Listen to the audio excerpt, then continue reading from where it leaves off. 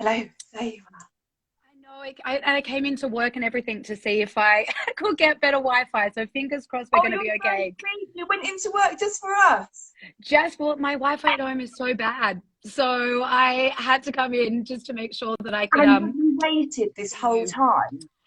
What Well, I time do you work. normally finish? No, so I'm actually not working at the moment. So because I'm between treatments. So Oh, this was it's just quite like early on. yeah, this was just like a little sneaky, come in, use the Wi-Fi, grab a water, that kind of thing. Well, I thought let's introduce you to everyone. So this is lovely Suzie Smith, who is joining us today because it's Breast and Bowel Cancer Awareness Month. And despite appearances, as is often the case, Susie has had her own experience of bowel cancer. And I thought it would be good to go back and start before cancer and what the regular day to day was for you and when it was that you started noticing those symptoms.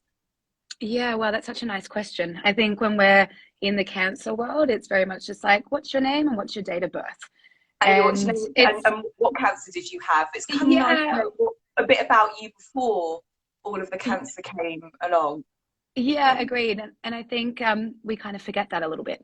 Yes, So we do. before all of this, I was an event planner and a publicist, and I have lived in London for 5 years. And um, yeah, I suppose I definitely had symptoms, and I think that's the biggest thing I want to talk about. Like I knew they were there.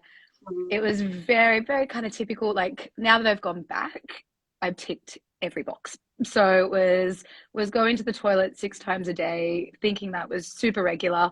If anything, I thought I was really healthy. I was like, oh my God, who else goes to the toilet 6 times a Yeah, day? right. And also, I should probably say that this conversation is going to be a lot of toilet chat, as Well, is the well, case. we know that. Yeah, absolutely. We Yeah, need to talk about these sorts of things. Not talked about enough, I don't think. So yeah, yeah. we're here Well, for it.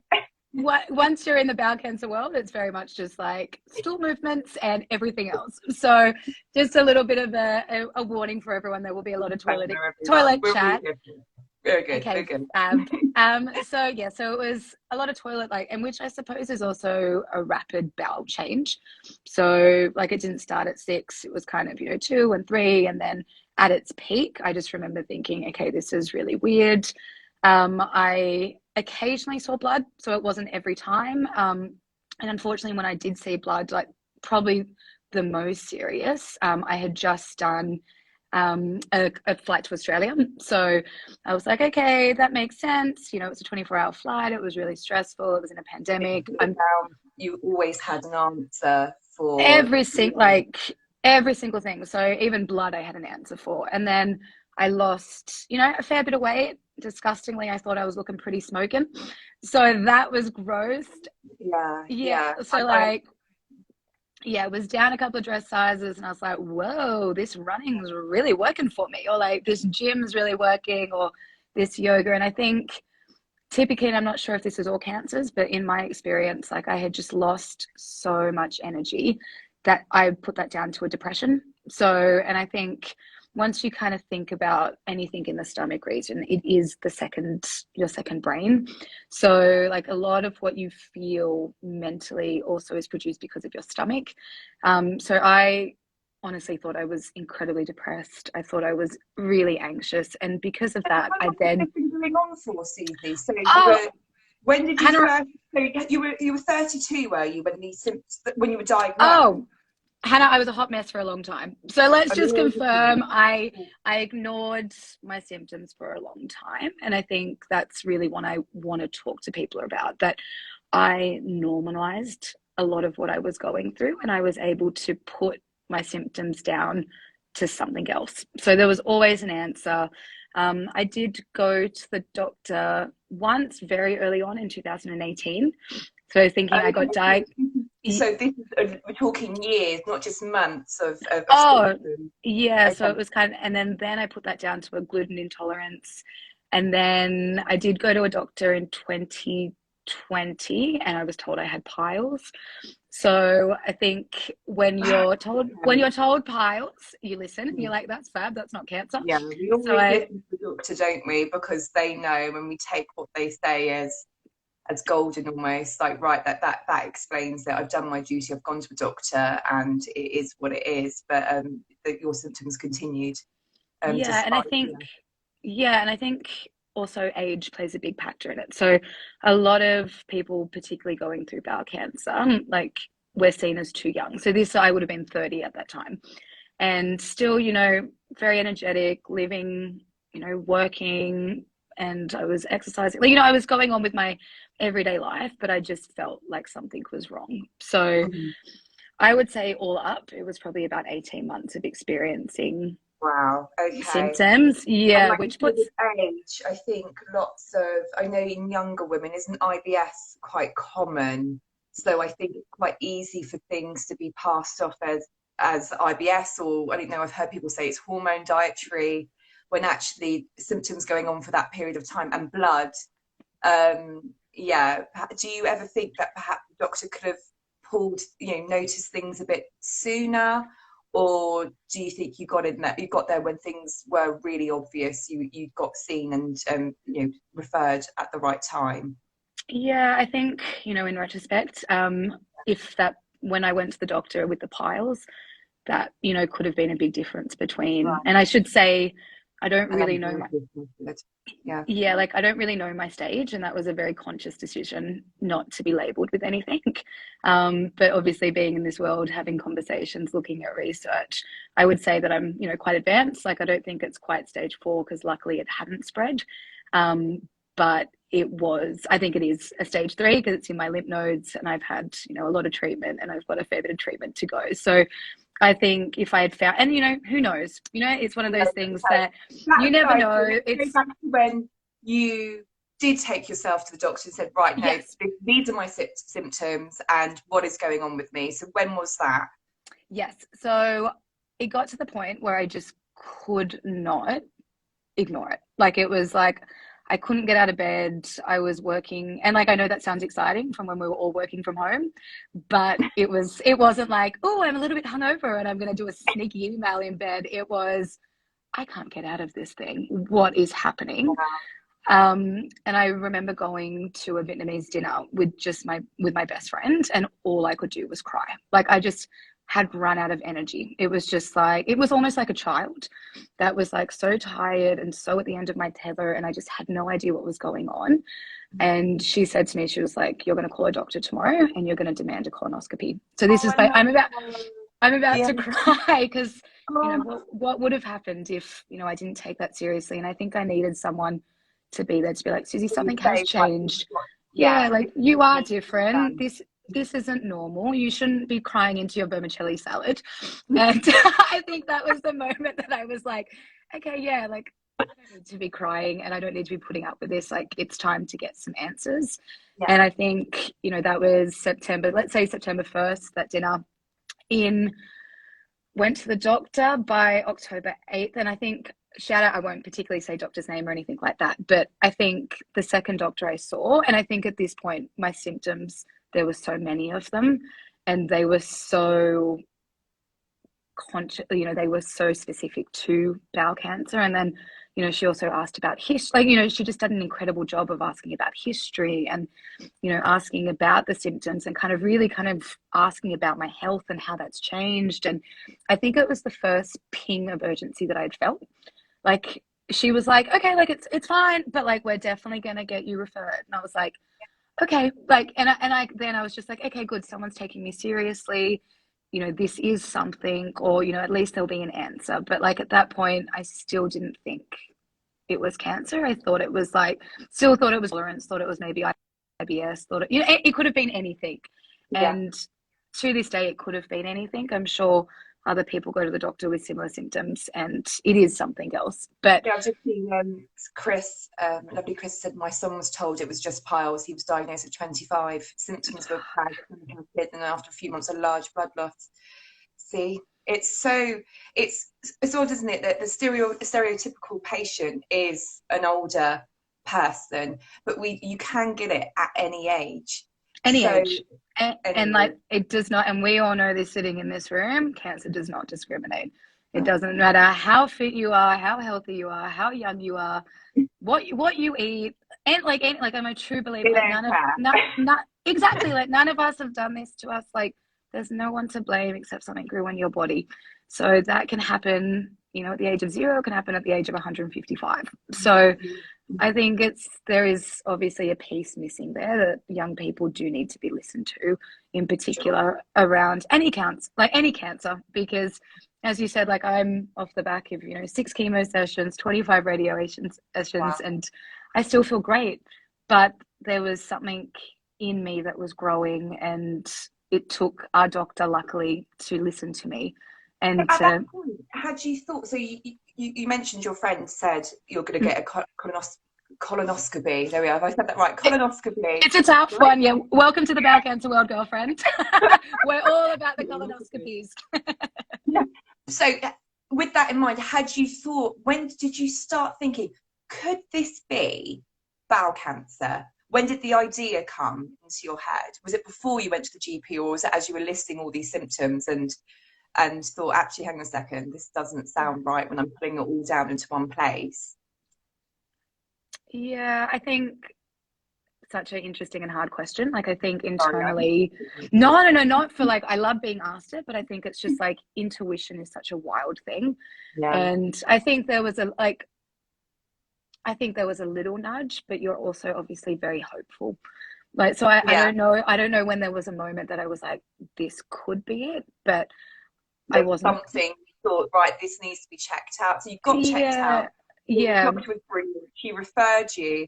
Tell us about that moment in the room, because I know that I did read a very funny piece. I say it's funny. It's light, obviously very serious. You're talking about your diagnosis, but what I found really lovely is that you bring this sort of light into the way you describe the events. And you said that I'll let you tell the story. You were lying down in your robe with a tub of Yeah, like if that doesn't show that I didn't think I had cancer, I don't know what does. So I was fairly lucky. I was in, and I haven't been to a hospital ever. Like I was so fortunate at the age of like I'd broken a couple of bones. So I'd found myself getting a colonoscopy, thinking, this is quite just a routine. In that piece, I did make mention of that. I thought that the hardest thing that will probably happen to me is that I had to give up pasta. And Yes. honestly, I was livid, like absolutely livid that my life might be one that I might have to live without carbs or any kind of gluten. So, and I haven't told this story before anywhere else, but I'd been on a date a couple of weeks before that. And I started bawling my eyes out when I saw pancakes, because I was like, I may never eat pancakes again. And was like legitimately bawling. So obviously I've done a lot more since then and cried. We don't want to give up the good stuff. Never. And But no, that would have been a great outcome though, of course. That you secretly hoping that maybe it was something not serious. So you're sitting there, you're having your examination. Yeah, went in, wasn't really scared or anything about the colonoscopy. Had a lot of trust in the doctor. And I think, and I don't know if anyone else can relate to this, but there's a silence when they find something. So I've had, smaller things like done before or whatever. And like, obviously it's so routine and it's just like, yeah, you're fine, totally fine. You're in and out. But I will never forget that one of the nurses, before I had woken up, because obviously you're a little bit sedated. And yeah, this is something that will stay with me forever. And he asked me, have you been tired? And I just like kind of closed and I didn't even really have the energy to say, but I just remember just like nodding and saying, yeah, I have been. And I just remember lying. It's okay. I remember lying there a little bit longer, again, in a robe, feeling sassy. I think I was wearing like lipstick and like I dressed up for the occasion and had like a loungewear. So I was looking good. And then I just remember holding on and just being like, if I keep sleeping, I don't need to hear anything. So if that's not intuition, I don't know what is. And I just remember thinking, I'm still sedated. I'm allowed to be here. I'm still tired. And then I had a really beautiful relationship with the doctor that came in, and and my parents are Irish, and he was an old Irish man, and he just came in, and I will never, ever, ever forget it. And he held my hand and he said, we've found something. So and in one way, I was very lucky to find that out so quickly. Like, I can only imagine that it's agony to, like, you know, because I only had to wait a weekend between CT scans to know a little bit more. But I laid there, and as I said, I was in a robe. I just ordered like a salad. I think there was like a juice coming. I was looking out onto, you know, London Bridge, and so I suppose it just goes to show it doesn't matter where you are or what you're wearing. If that news is coming, that news is coming. And yeah, there was just a beat before I could even tell anyone, or like, he luckily just let me Well, lie you there. know that during those investigations and stuff, and that was it because of the pandemic, or was it just something that you do alone anyway? I think it's a bit of both. So I don't have the choice because it was all pandemic. So this was in September of last year. But I'm also quite an independent person. So even since then, I just like kind of controlling situations myself a little bit. So If you can control something, why not? If it makes you, you know what I mean? I understand that. So you just, you rock up, yeah, do your thing, yeah, get in and out. yeah, particularly if you think you just look like giving up pasta. So I thought I'd be strutting on out of there, going to the, you know, London, like borough markets, having something to eat. Yeah. And obviously that wasn't the case. So I was very lucky that I had a really good friend to pick me up, because obviously that's just the procedure of the colonoscopy anyway. And he just held me. And I think at that point, I knew, like, I knew it was coming. And then I went straight into CT, like, you know it, CT scans. Yeah. You Yeah. become, yeah, you become and like, then you just like get so wrapped up in almost like this world of tests and speaking to, like, I spoke to my oncologist secretaries more than I spoke to my own mum. Like, I was calling, I was like, Hannah, get me into this one. I want to be on this day. Like, I went into full on Project Suzie mode. Like, I the think that's really second, good, taking some control over. I was quite like that. I found it. I trust I back myself. I trust myself. So I go like girl. being in control in any way that I can. And yeah, but I did find that period of being diagnosed, and I call it the fact finding period, where they do these tests, they do scans, and you're waiting on these results in order to get a treatment plan fixed up. Mm-hmm. And that's a really, for me, that was the worst time of it all, like not Yeah. knowing. Well, I knew, but not enough to know what was happening next, if you hear me. So Oh my gosh. And I hope you did do this, because I did it one afternoon. It was the word of my entire life. But that's when you may get on Google and you may like, start looking for some answers. And if that's one thing you learn from this life, get off Google. Like, the only thing I did was Google where my bowel was. my lovely Because Taz has always said, do not Google. I am terrible for it. I do will not never Google. stop Googling, but I do not recommend it.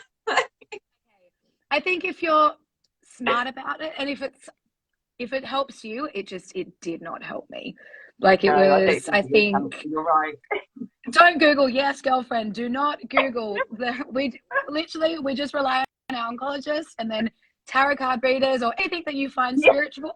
But Read if the stars before you read up on Google. Honestly, it will tell you anything, won't it? Or it's the way you phrase something will pull up a different result. So you can say, "Is pasta good for you?" It will bring up something. If you say, "Is pasta bad for you?" It will bring out something different. Different. So the way you phrase and yeah, so you can back up anything on Google. So yeah, it's not worth it, I think. you can find whatever you want. And I think in particular in those couple of days, so in your fact finding time, that's when your brain goes insane. Like, that is, like, I think I'm so good when I'm on treatment. I know the plan. I know I need to show up. I know I need to be there.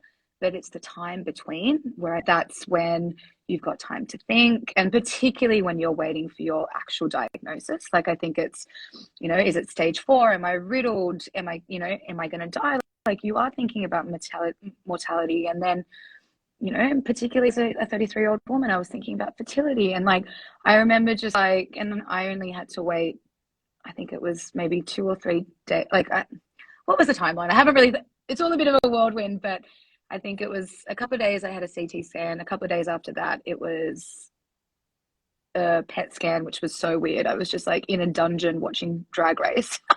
And then you come out and you're so radioactive, and you're like, how do you even explain this to anyone, what's just happened to me? That I've sat in a room watching RuPaul, but I'm too radioactive to Yeah. that I'm too radioactive to even to walk outside or like to sit next to a Yes, I pregnant woman. know. So what? So yet it's in me. so with the scans and stuff, your treatment plan, what was it, and where are you now? Because I know that are you Yeah. still? Yeah. Oh, still very much in treatment. So my treatment plan has changed a little bit. So I think that's another thing I'll say, like, don't get too married to treatment plans. Like, they chop and change. And I think it only makes it harder if you expect cancer to go the way it is exactly meant to go from that first consultation. That's So a very good point. I think things do yeah, change, don't they? I So think you it just need depends on, yeah. you just need to be so agile. Or it's like almost like you just need to like I just put full trust into my oncologist. Like, it's like I trust them with my life. I believe in everything they're doing. I love them. I believe in medicine. And then it's up to me. Well, it's up to me then to look after my brain. So whatever that means in terms of like yoga, meditation, fashion, shopping, going away, calling friends, whatever that is to look after my head, that's my job. And then the oncologist can look after the rest. Yeah. So where am I now? So I've done 6. So it was originally meant to be 3 chemo cycles.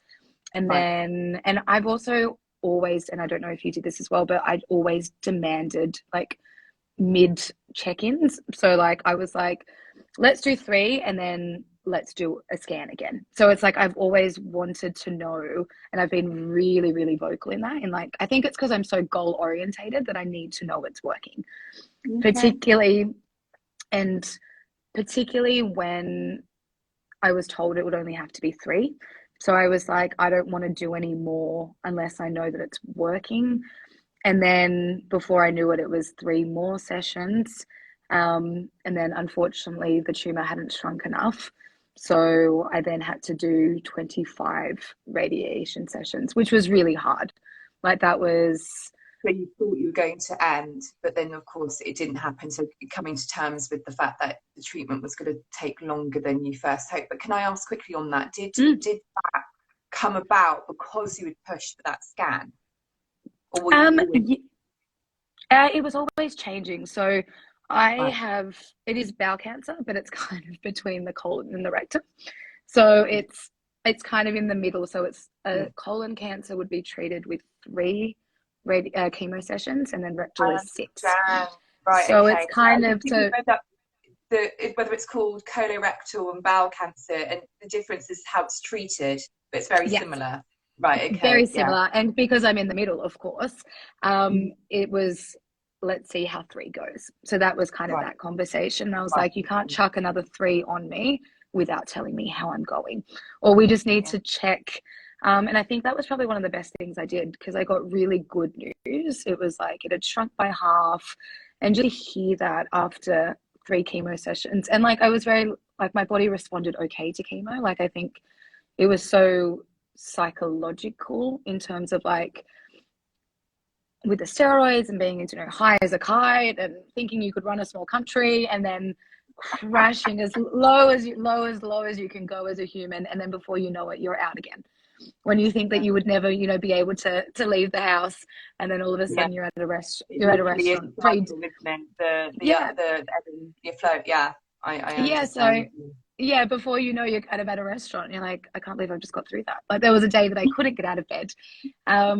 So I think, yeah, I got the scan then at 3 months or 3 weeks or 3 cycles, sorry, and then it showed I needed to do 3 more, which was fine, because I kind of prepared myself. And I think that's a really good thing that my doctors have done, is that they've given me the worst case scenario. So it's always like, okay, this might happen. So it's not like when, it's not as heartbreaking as when I got to 3 and there was no possibility of having to do any more. So it kind of didn't break me. It was more so like, okay, I kind of knew this was coming. Let's go for it. Right. Like, so I kind of got a little bit more processing time.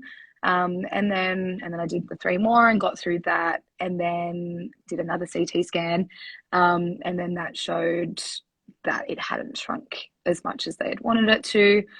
And that's where, and again, radiation had been mentioned, and so again, it wasn't completely out of the blue, but then radiation then means a whole other list of long-term side effects, which were pretty heartbreaking. So I think it took a long time, and I got a lot of second opinions, and there was a part of me that was just like, why am I doing this? Why am I radiating my pelvis when, I want to, and I think that's what I'm getting at. So it's, I want to have children. I want to start a family. And there just isn't a lot of research on how women will react. And it's obviously incredibly so young. I guess that is an issue, because any data might be of people maybe perhaps a bit older, where this isn't necessarily a question, is it? How will my fertility be affected? Right. And also being a woman. Yeah. So there's a lot more data for like adolescent women. So who are younger, who obviously before periods and things like, so like there's data before that to see how it affects the reproductive system, but there isn't as much research done on women who are in their 30s. So I think that was probably the most painful time of my life, if 100% without a doubt, of my cancer journey, of my life probably, because it was the first time I really had to mourn my body. Like, I think with chemo, it's so hard and fast, and it's like quite aggressive at the time, but there isn't the same probability of long-term side effects, where I always kind of think that radiation's like a bit of a silent killer. Like, it doesn't hurt at the time. It's not as psychological. You're not on as much drugs. You can, you've got okay energy. Like, it's kind of, you show up for 25 sessions every day. Like, you're able to get yourself to a hospital, but you don't know what's going to happen. So I think talking about this, because I've never thought as a breast cancer, having been a breast cancer patient, I think about radiotherapy, and of course it's to an area where it's not going to. So when I talk about radiotherapy, I didn't even think of the location when you and I were just talking then, and then when you went into it, I was like, oh my god, of course. So I can totally, I think I can understand the feeling lost, don't you? You feel like cancer really has taken something from me, and that is a huge deal. And I think that's why when you're a bit younger and you go through cancer, there are issues that affect everyone differently, but this age is such a big deal, isn't it? The fertility and cancer. So I'm just sending you so much love on that, because I just can't imagine those conversations that you had at the time, and you had second opinions on it, so it's something you really did think about before going into.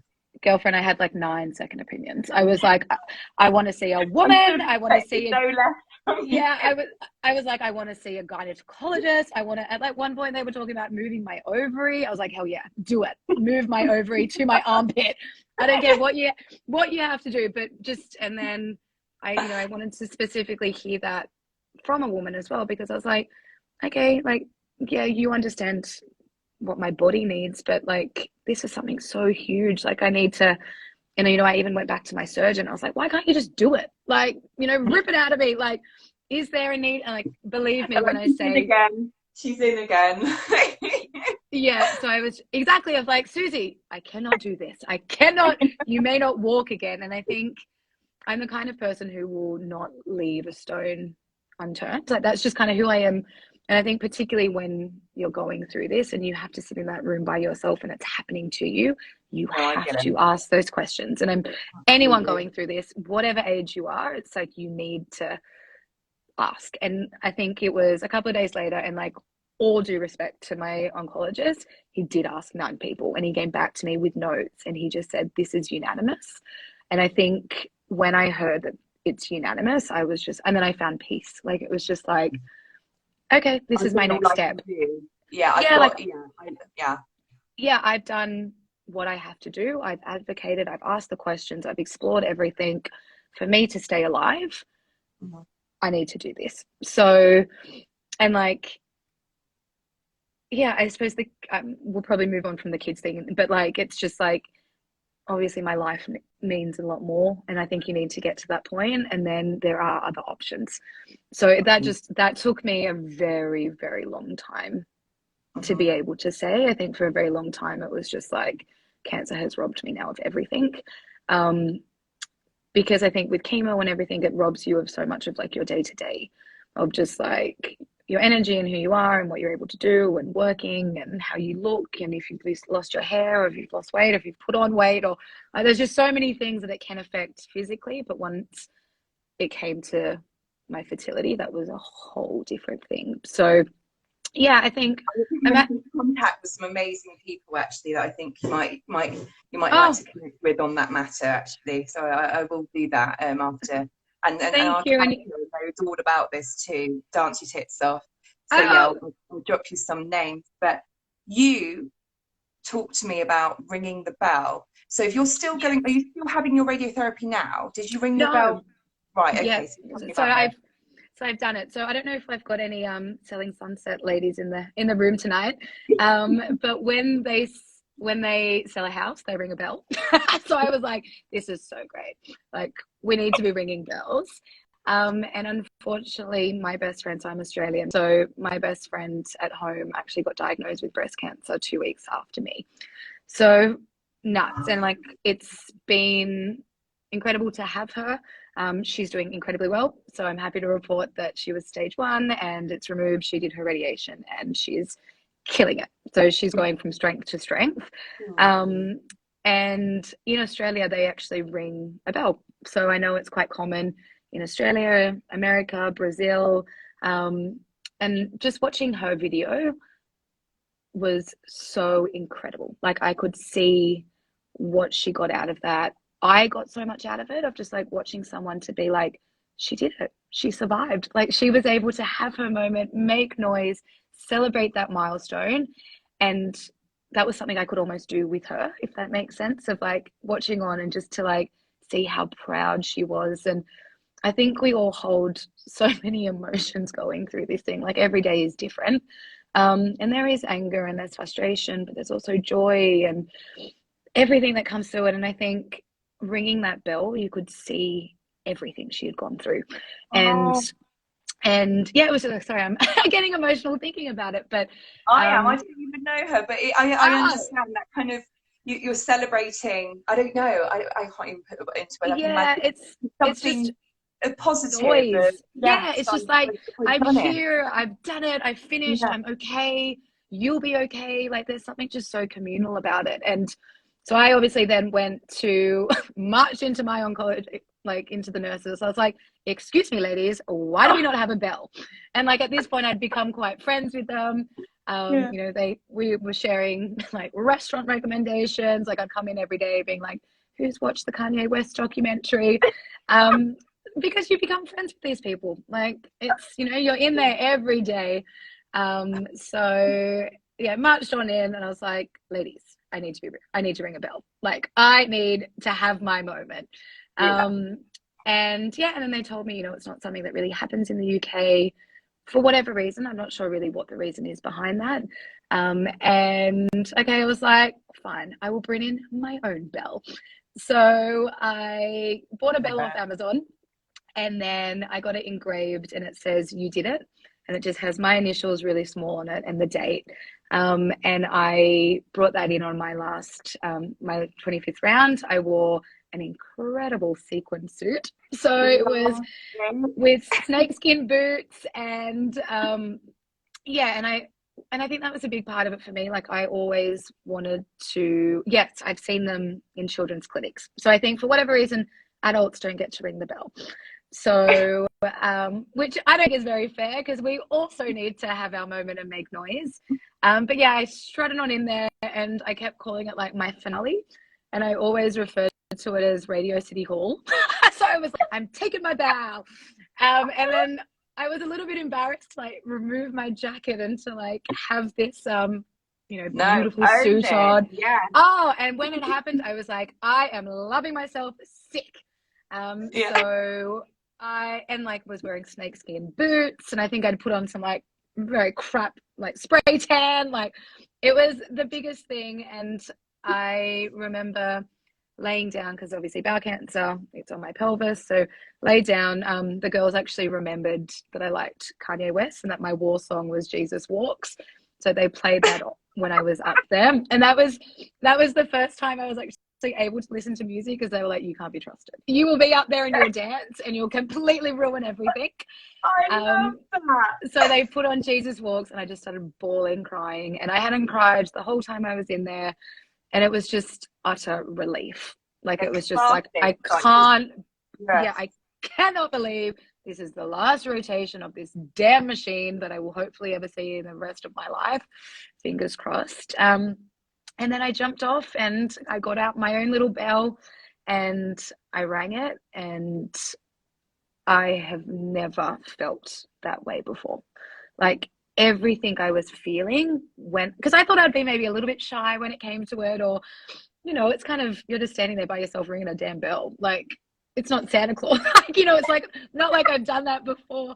I don't really have expertise in ringing bells, but rang the bell and it was everything that I wanted. It was making noise. It was celebrating. It was, you know, put my frustration into it, put my joy into it. And it just physically was a sign of finishing. Like it was like, I think I felt that for you there. Did you? Oh, yeah, like it was really special. And like I think one of the most special things about it as well was I came out to reception and then everybody clapped and they were just like, we heard the bell as well. And I think that was the biggest thing I wanted to do, was like, the bell's not just about you either. Like the bell is about someone in that waiting room. They might be their first day, it might be their second last day, and they don't know if they can come tomorrow or if they're scared or whatever it is. Everyone's sitting in that waiting room with a different story and a different way of handling this. And I think the aim for me as well was just to be like, I want everybody to hear that bell. I want everybody to know that someone has finished. And that you're thinking, so you've got this idea of...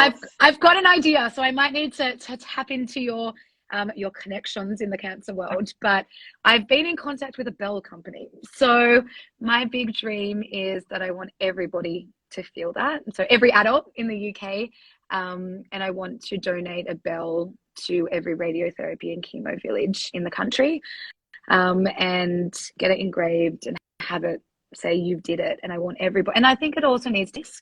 It's not everybody that wants to ring a bell. It's people, I can imagine, just want to get the fuck out of there and never look back. And that's also totally fine.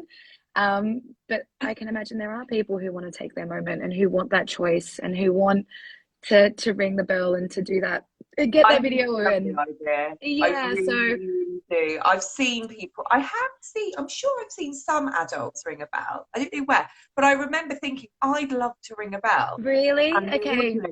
There was no bell where I was, and there was no bell the second time in the second place either. So yeah, I would have loved to ring a bell. Yeah, Hannah, you deserve a bell. We all deserve to make noise. I feel like the town crier doing it, but still, I want a bloody bell. So I'm in with you there, please.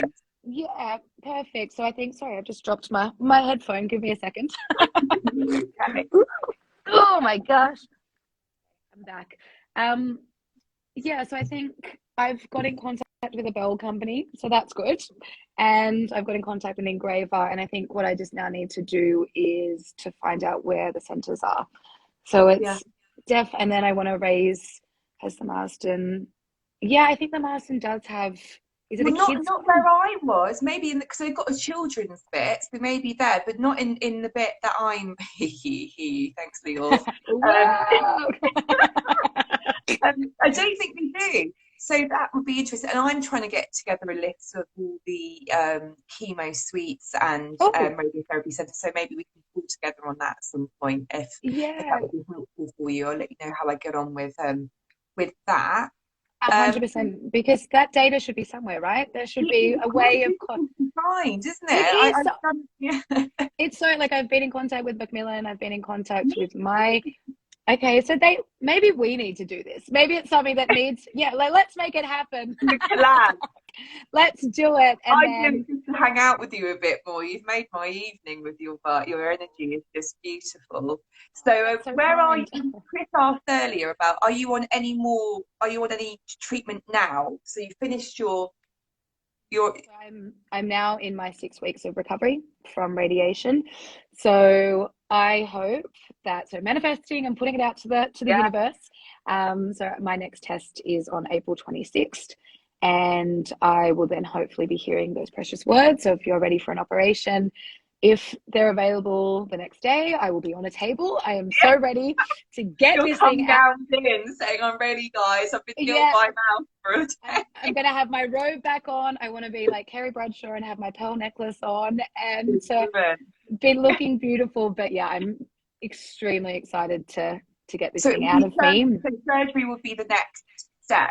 Yeah. So well, Okay. fingers crossed that that's, and I Lovely think after sending out radiation. every vibe for that. Yeah, thank you. And then maybe a bit more chemo, and then so I've still got a fair bit of this battle to go. But I'm hopefully halfway through, and as I said, still feeling quite good. So it's just keeping busy now to April 26th and not losing my mind and helping in any way. So I think this is when perfect time to be doing my bells, to get Yes, these bells that's into, it. You did yeah, the so that's, research in, and yeah, like I say, if I can find the next, if I can do any help with that info, I don't know why it's so hard. Surely there'd be a list somewhere of every chemo suite in the UK, but there isn't. So if anyone knows of any, has any contacts anywhere that might be able to help us, send them our please. way. I know. I Oh was my God. gonna. Sorry, carry on. Oh no, I was just like love shouting out to people in the room. Like if anyone Yeah, can help us. yeah.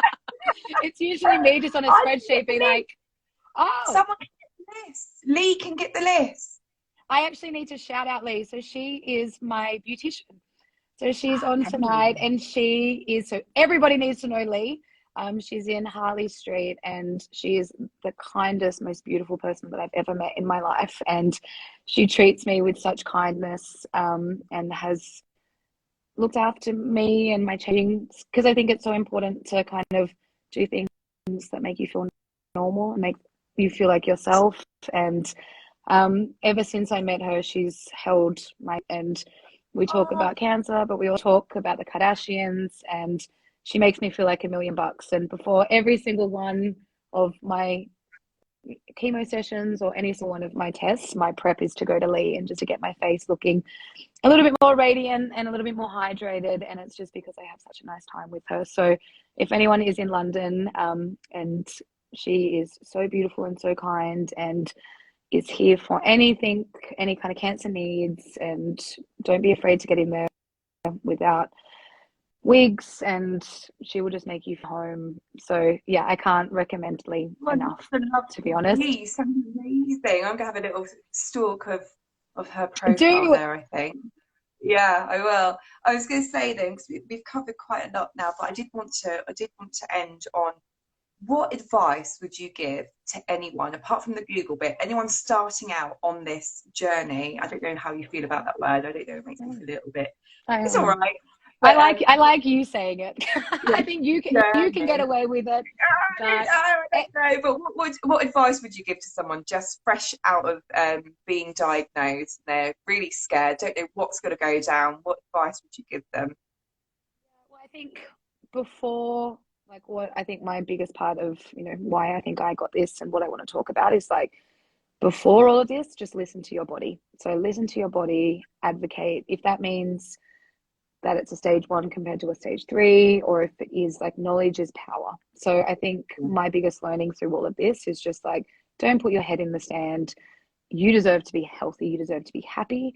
And if that means that it's cancer, sort it out.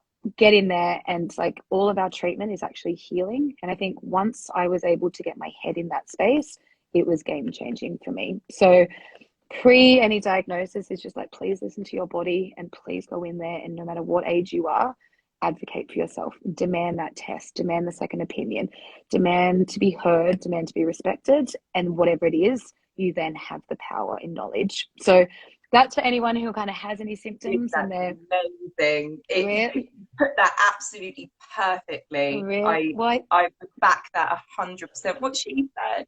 What she Yeah. Well, I think it's because like learn from my mistakes. And I think it's whatever it is in life, like we don't need to normalize how we're feeling. Like if you feel like crap, fix it. Go to a therapist if it's mental health. If it is something with your stomach, go check it out because there is modern medicine for so much. And like I don't think I fully respected that enough before, that there is stuff to help. And if it is cancer, I think my biggest advice would just be like, well, one, do not Google. So we've got that down. So do not Google. I think it's trust your oncologist. They've got your body, look after your head. So find the things that you love that are going to help you through this. And I think the biggest thing for me is just like day by day. Like you wake up every day and you will feel different and you just need to get through that day. So when you can walk, when you have to sleep, because we will need to sleep and our body needs to heal, and don't beat yourself up. You're not lazy, you're going through something. Wear an incredible outfit, ring your bell, talk about what you're going through, get a therapist, process it as you're going. And I think just be so kind and like equip yourself with good people around you, do the things that make you feel like you. And I think just show up like you. So if that means that you want to wear a purple suit, if you want to wear lipstick, if whatever that is, like that was just for me, that I knew that fashion is my armor and it always has been. And that means that I can show up feeling like me. That is so powerful.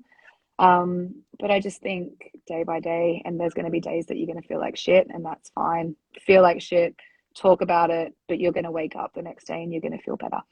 And so I think I think we all need a Suzie in our lives. Honestly, I really? felt like I was like, oh my God, she's so right. She's seeing into my soul. No, you. That is just beautifully put. Thank you, Suzie. You really That's made okay. me evening, and you just shared your story with such candor and with such light. I feel like you were talking about something really serious, but you've managed to put a smile on all of our faces this evening. So I'm really grateful for that, and hopefully, your advice will touch someone. I'm sure. And it was so lovely to talk to you. We'll have to stay in touch. Yes, I think we've got things to do. People need to be ringing bells and we need to make it happen. We've got bells and I need to work out how to get a wholesale of bells delivered to London.